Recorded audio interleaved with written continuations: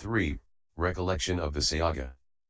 89. One who wants to develop the recollection of the community should go into solitary retreat and recollect the special qualities of the community of noble ones as follows. The community of the Blessed One's disciples has entered on the good way, the community of the Blessed One's disciples has entered on the straight way, the community of the Blessed One's disciples has entered on the true way, the community of the Blessed One's disciples has entered on the proper way, that is to say, the 4 pairs of men, the 8 persons.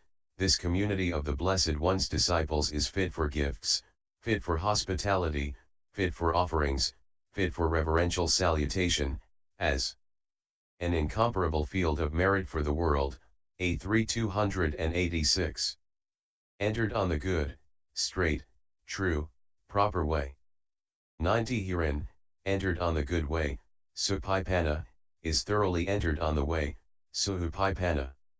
What is meant is that it has entered on a way, paipanna, that is the right way, samapaipad, the way that is irreversible, the way that is in conformity with truth, the way that has no opposition, the way that is regulated by the Dhamma. They hear, suonti, attentively the Blessed One's instruction, thus they are his disciples, savaka lit. Hearers. The community of the disciples is the community of those disciples. The meaning is that the total of disciples forms a communality because it possesses in common both virtue and right view. 219. That right way, being straight, unbent, uncrooked, unwarped, is called noble and true and is known as proper owing to its becomingness.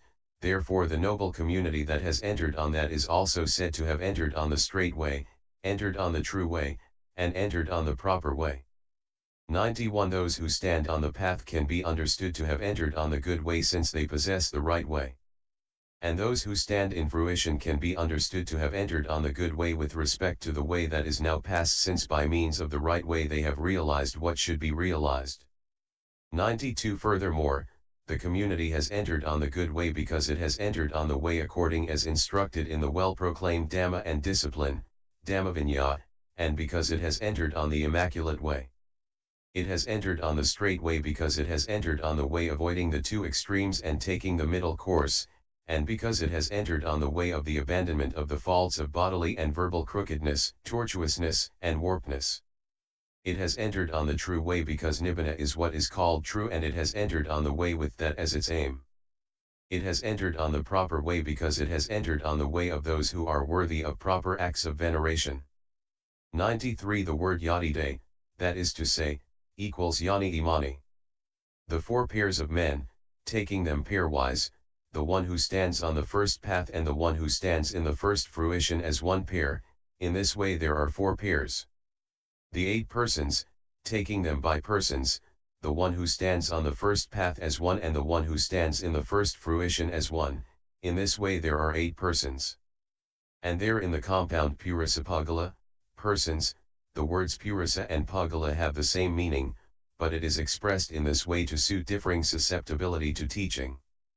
This community of the Blessed One's disciples, this community of the Blessed One's disciples taken by pairs as the 4 pairs of men, purasa, and individually as the 8 persons, purasapagala.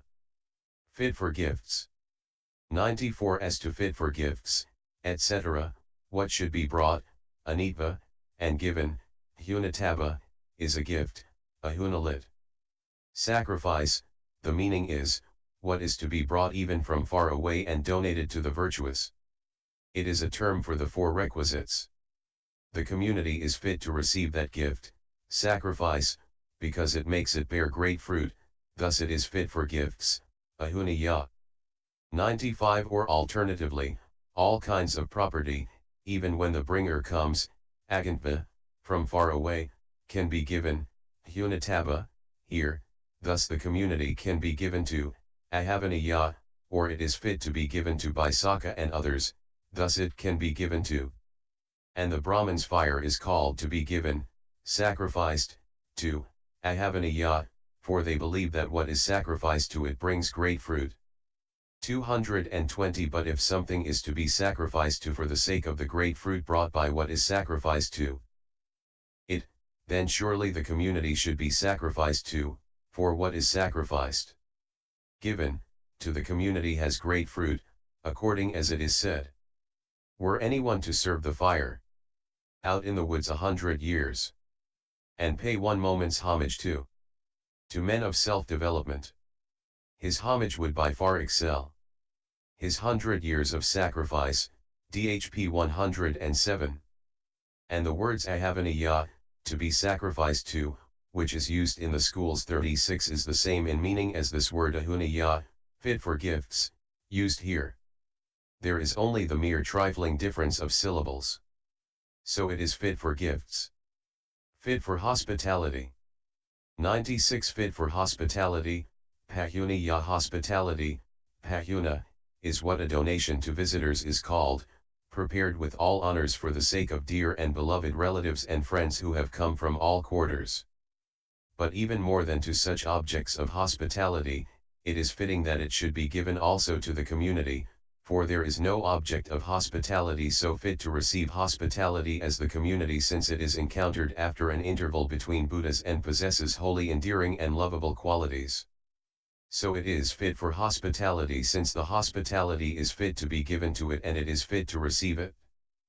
But those who take the text to be pahavaniya, fit to be given hospitality to, have it that the community is worthy to be placed first, and so what is to be given should first of all be brought here and given, savapahama anitva et thahunatabiai, and for that reason it is fit to be given hospitality to, pahavaniya, or since it is worthy to be given to in all aspects, Sabapakarina Ahavana Arahati, it is thus fit to be given hospitality to, pahavaniya. And here this is called pahuniya in the same sense. Fit for offering. 97 Offering, dakyo, is what a gift is called that is to be given out of faith in the world to come. The community is worthy of that offering, or it is helpful to that offering because it purifies it by making it of great fruit, thus it is fit for offerings, dakyo-iya. Fit for salutation, it is worthy of being accorded by the whole world the reverential salutation, anjalikama, consisting in placing both hands palms together above the head, thus it is fit for reverential salutation, Anjalicariya. As an incomparable field of merit for the world.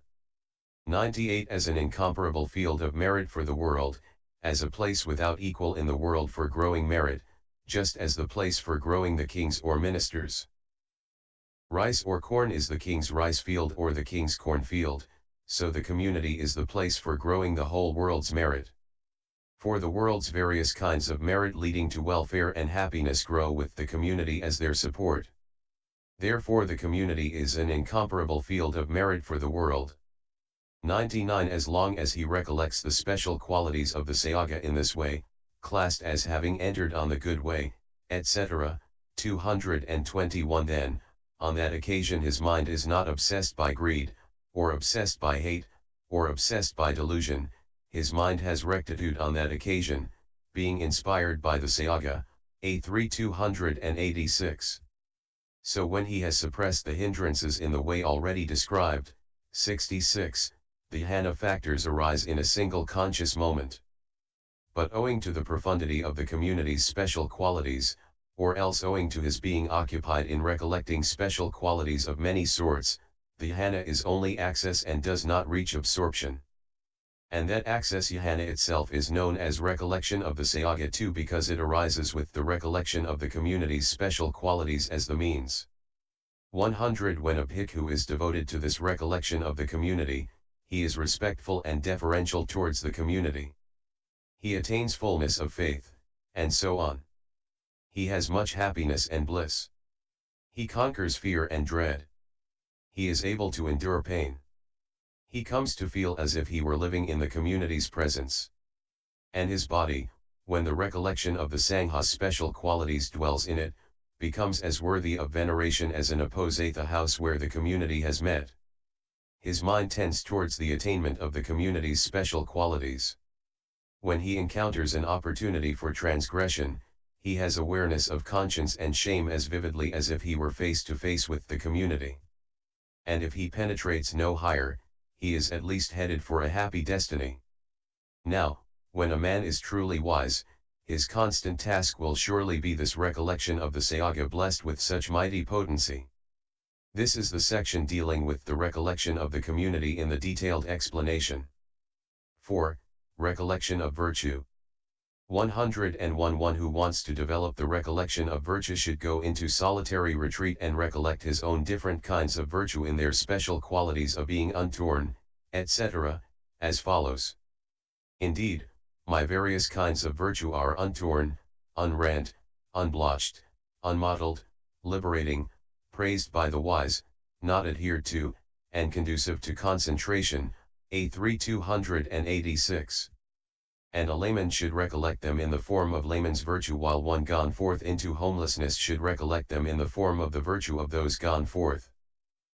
102. Whether they are the virtues of layman or of those gone forth, when no one of them is broken in the beginning or in the end, not being torn like a cloth ragged at the ends, then they are untorn.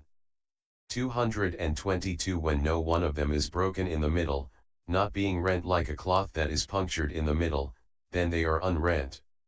When they are not broken twice or thrice in succession, not being blotched like a cow whose body is some such color as black or red with discrepant colored oblong or round patch appearing on her back or belly, then they are unblotched. When they are not broken all over at intervals, not being mottled like a cow speckled with discrepant colored spots, then they are unmottled. 103. Or in general they are untorn, unrent, unblotched, unmottled when they are undamaged by the 7 bonds of sexuality, I.144, and by anger and enmity and the other evil things, c. 59. 104. Those same virtues are liberating, since they liberate by freeing from the slavery of craving. They are praised by the wise because they are praised by such wise men as enlightened ones. They are not adhered to, aparmaha, since they are not adhered to, aparmahat, with craving and false view, or because of the impossibility of misapprehending, parmahu, that there is this flaw in your virtues. They are conducive to concentration, since they conduce to access concentration and absorption concentration, or to path concentration and fruition concentration. 105. As long as he recollects his own virtues in their special qualities of being untorn, etc., in this way, then, on that occasion his mind is not obsessed by greed, or obsessed by hate, or obsessed by delusion, his mind has rectitude on that occasion, being inspired by virtue, A3 286. So when he has suppressed the hindrances in the way already described, 66, the jhana factors arise in a single conscious moment. But owing to the profundity of the virtue's special qualities, or owing to his being occupied in recollecting special qualities of many sorts, the jhana is only access and does not reach absorption. And that access jhana itself is known as recollection of virtue too, because it arises with the virtue's special qualities as the means. 106. And when a bhikkhu is devoted to this recollection of virtue, he has respect for the training. He lives in communion with his fellows in the life of purity. He is sedulous in welcoming. He is devoid of the fear of self-reproach and so on. He sees fear in the slightest fault. He attains fullness of faith, and so on. He has much happiness and gladness. And if he penetrates no higher, he is at least headed for a happy destiny. Now, when a man is truly wise, his constant task will surely be this recollection of his virtue blessed with such mighty potency. This is the section dealing with the recollection of virtue in the detailed explanation. 223. 5. Recollection of generosity. 107. One who wants to develop the recollection of generosity should be naturally devoted to generosity and the constant practice of giving and sharing. Or alternatively, if he is one who is starting the development of it, he should make the resolution, from now on, when there is anyone present to receive, I shall not eat even a single mouthful without having given a gift. And that very day he should give a gift by sharing according to his means and his ability with those who have distinguished qualities. When he has apprehended the sign in that, he should go into solitary retreat and recollect his own generosity in its special qualities of being free from the stain of avarice, etc., as follows. It is gain for me, It is great gain for me, that in a generation obsessed by the stain of avarice I abide with my heart free from stain by avarice, and am freely generous and open-handed, that I delight in relinquishing, expect to be asked, and rejoice in giving and sharing. A3 287. 108 Herein, it is gain for me, it is my gain, advantage. The intention is, I surely partake of those kinds of gain for a giver that have been commended by the Blessed One as follows: a man who gives life by giving food shall have life either divine or human. A342, and, a giver is loved and frequented by many. A340, and, one who gives is ever loved, according to the wise man's law. A341, and so on. 109 It is great gain for me, it is great gain for me that this dispensation, or the human state, has been gained by me. Why? Because of the fact that I abide with my mind free from stain by avarice, and rejoice in giving and sharing. 110 Herein, obsessed by the stain of avarice is overwhelmed by the stain of avarice. Generation, beings, so called owing to the fact of their being generated. So the meaning here is this: among beings who are overwhelmed by the stain of avarice, which is one of the dark states that corrupt the natural transparency of consciousness, CAI 10, and which has the characteristic of inability to bear sharing one's own good fortune with others. 111 Free from stain by avarice because of being both free from avarice and from the other stains, greed, hate, and the rest. I abide with my heart, I abide with my consciousness of the kind already stated, is the meaning. 224 But in the sutta, I live the home life with my heart free. A3 287, V331, etc., is said because it was taught there as a mental abiding to depend on constantly to Mahanama the Sakyan, who was a stream enterer asking about an abiding to depend on.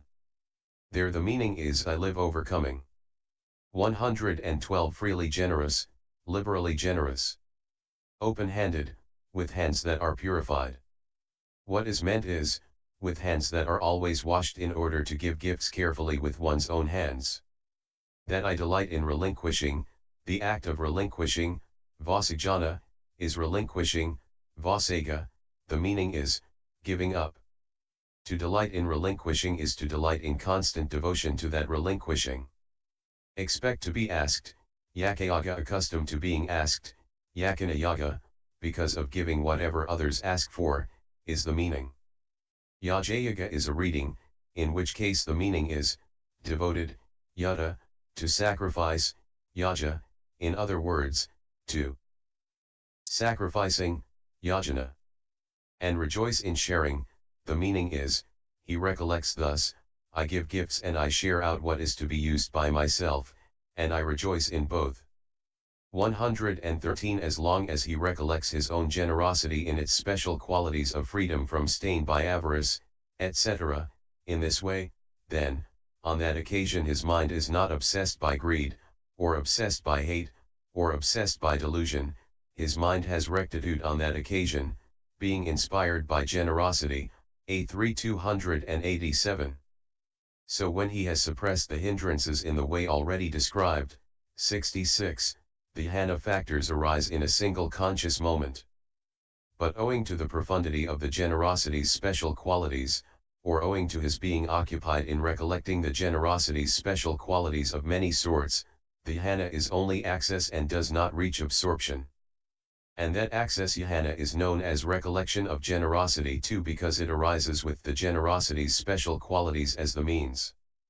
114 And when a bhikkhu is devoted to this recollection of generosity, he becomes ever more intent on generosity, his preference is for non-greed, he acts in conformity with loving kindness, he is fearless.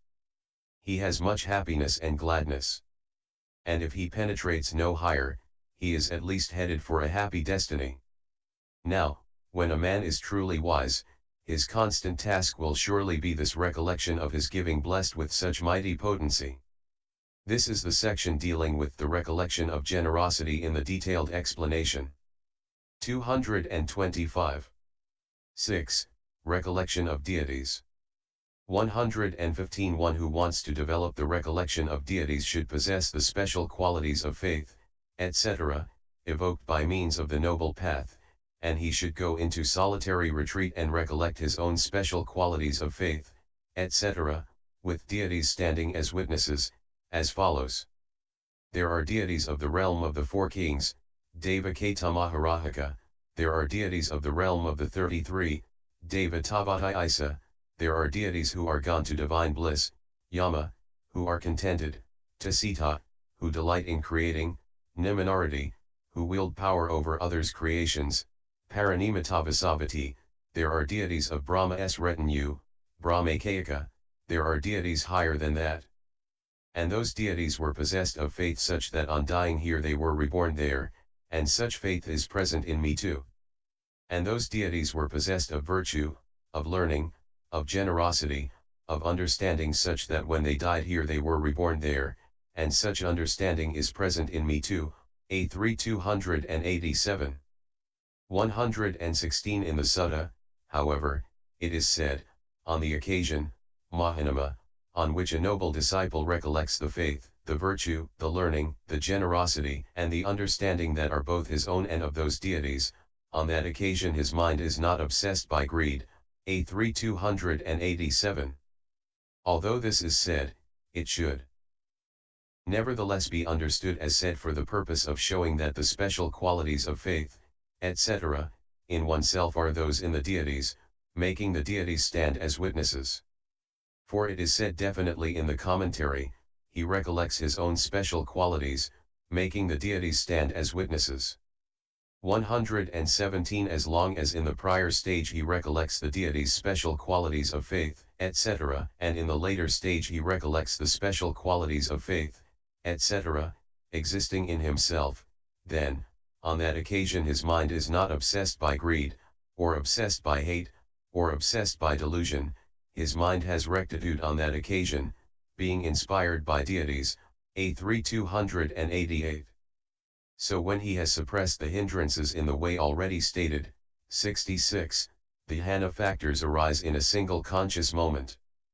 But owing to the profundity of the special qualities of faith, etc., or owing to his being occupied in recollecting special qualities of many sorts, the jhana is only access and does not reach absorption.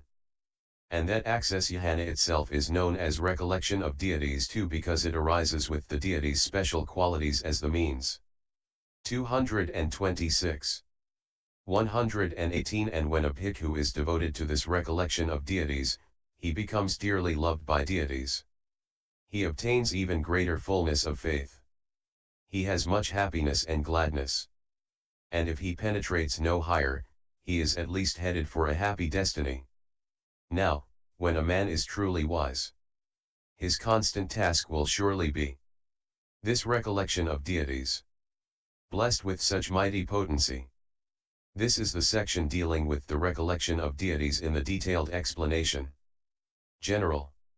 119. Now, in setting forth the detail of these recollections, after the words, his mind has rectitude on that occasion, being inspired by the Perfect One, it is added, when a noble disciple's mind has rectitude, Mahanama, the meaning inspires him, the law inspires him, and the application of the law makes him glad.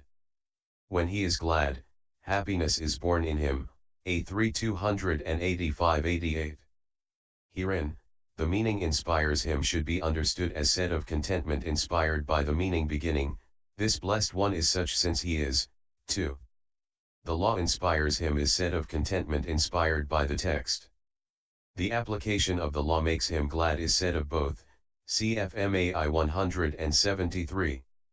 120. And when in the case of the recollection of deities inspired by deities is said, this should be understood as said either of the consciousness that occurs in the prior stage inspired by deities or of the consciousness that occurs in the later stage inspired by the special qualities that are similar to those of the deities and are productive of the deity's state, cf 117. 121. These 6 recollections succeed only in noble disciples. For the special qualities of the enlightened one, the law, and the community, are evident to them, and they possess the virtue with the special qualities of untornness, etc. the generosity that is free from stain by avarice, and the special qualities of faith, etc., similar to those of deities. 122 And in the Mahanama Sutta, A3 285f, they are expounded in detail by the Blessed One in order to show a stream winner and abiding to depend upon when he asked for one.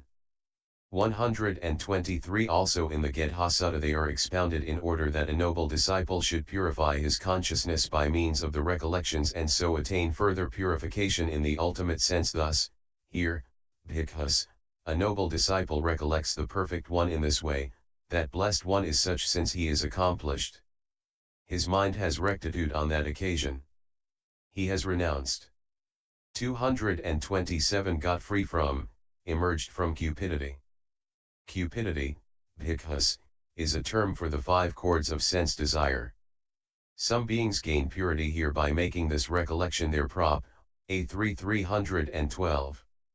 124 And in the Sambadhikesa Sutta taught by the Venerable Mahakaccana they are expounded as the realization of the wide open through the susceptibility of purification that exists in the ultimate sense only in a noble disciple. Thus, it is wonderful, friends, it is marvelous how the realization of the wide open in the crowded house life has been discovered by the Blessed One who knows and sees, accomplished and fully enlightened, for the purification of beings, for the surmounting of sorrow and lamentation, for the ending of pain and grief, for the attainment of the true way, for the realization of Nibbana, that is to say, the 6 stations of recollection. What 6? Here, friends, a noble disciple recollects the Perfect One. Some beings are susceptible to purification in this way, A3 314-15. 125 Also in the Uposatha Sutta they are expounded in order to show the greatness of the fruit of the Uposatha, as a mind-purifying meditation subject for a noble disciple who is observing the Uposatha. And what is the Noble One's Uposatha? Visuddhimagga. It is the gradual cleansing of the mind still sullied by imperfections. And what is the gradual cleansing of the mind still sullied by imperfections? Here, Visuddhimagga, a noble disciple recollects the Perfect One, AI 206-11. 126 And in the Book of Elevens, when a noble disciple has asked, Venerable Sir, in what way should we abide who abide in various ways? AV 328, they are expounded to him in order to show the way of abiding in this way. One who has faith is successful, Mahanama, not one who has no faith.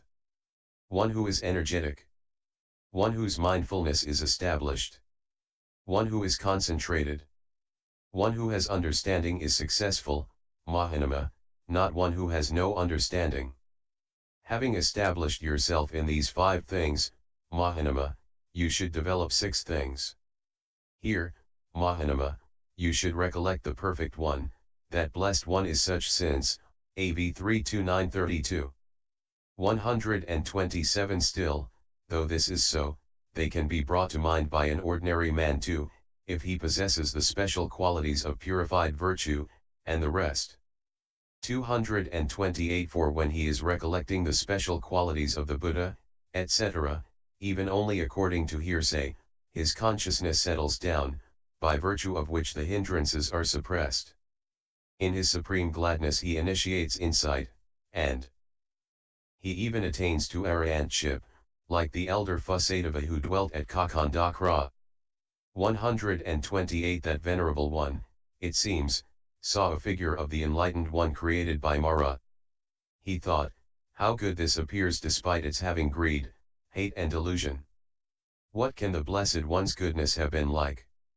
For he was quite without greed, hate and delusion. He acquired happiness with the Blessed One as object, and by augmenting his insight he reached arahantship. The 7th chapter, called The Description of 6 Recollections in the treatise on the development of concentration in the path of purification, composed for the purpose of gladdening good people.